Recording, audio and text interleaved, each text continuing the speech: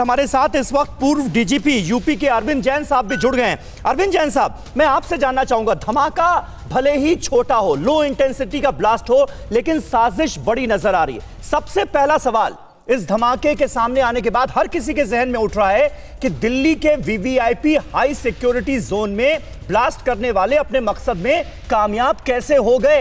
ये कितनी बड़ी चूक है? नहीं, चूक तो है, पर देखिए ऐसा है कि लो इंटेंसिटी का ब्लास्ट है और स्पेशल सेल इन्वेस्टिगेशन कर रहा है। जितनी भी इंडिया की एजेंसीज हैं, इंक्लूडिंग रॉ, एनआईए, आईबी, सब इसमें इन्वॉल्व हैं और लगे हुए हैं। जो इजरायली इंटेलिजेंस एजेंसी है मोसाद, उनका भी अपना एक नेटवर्क है, हर कंट्री में है, इंडिया में भी है, क्योंकि उनका बड़ा क्लोज कोऑर्डिनेशन इंडियन एजेंसीज के साथ में रहता है। मैं समझता हूं कि शीघ्र ही इसका पर्दाफाश होगा। इसमें ईरान के टेररिस्ट भी इन्वॉल्व हो सकते हैं और इसमें जो है वो लोकल ग्रुप्स भी मिसलीड करने के लिए इस टाइप का लेटर डाल सकते हैं।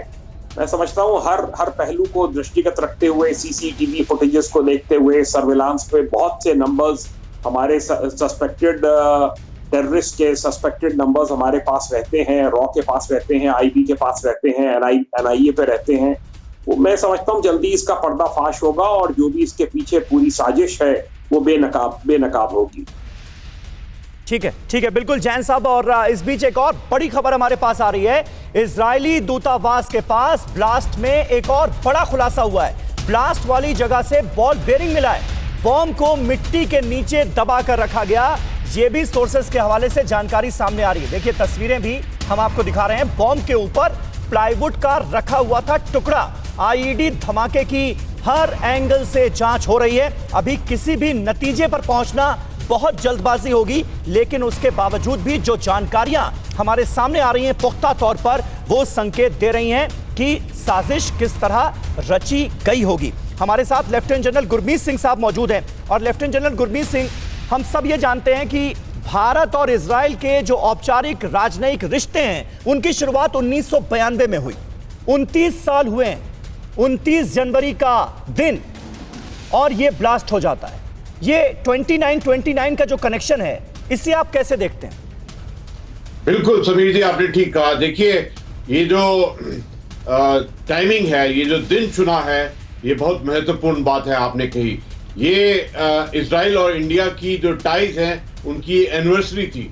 और उसके अलावा 29 जनवरी ना केवल इंडिया और इजराइल की टाइज के बारे में है, ये हमारे बीटिंग द रिट्रीट और 26 जनवरी के जो समारोह होता है उसके भी ताल्लुकात रखता है। इसके अलावा देखिए लोकेशन क्या है। लोकेशन बिल्कुल इजरायली एम्बेसी के पास में है और विजय चौक से जस्ट 1.5 किलोमीटर है। और ये जो एक्सप्लोजिव यूज किए गए हैं, इनका जो मेथड है सड़क के ऊपर में करना, ये एक उसी पैटर्न को दिखाता है कि जिस प्रकार 3 जनवरी 2020 को जो बगदाद के एयरपोर्ट के बाहर में हुआ, जहां जो डॉक्टर मोहसिन के बारे में हुआ था, जो तेहरान के बाहर में, जहां वो टेल अवीव में जो मोसाद लीडर है उसके लिए हुआ था। लेकिन ये जो आईडी है, ये एक क्रूड तरीके से बनाया गया था और इसमें एक बिल्कुल बहुत बड़ा मैसेज छुपा हुआ है, एक सिग्नलिंग है और एक टाइमिंग और भी है इसमें कि अभी आने वाले जो एरो इंडिया बेंगलोर में होने वाला है, वहां पर ईरान के प्रतिनिधि इंडिया ओशन रीजन की जो एक डिफेंस मिनिस्टर की कॉन्क्लेव में है, उसमें भी आने का एक प्लान था।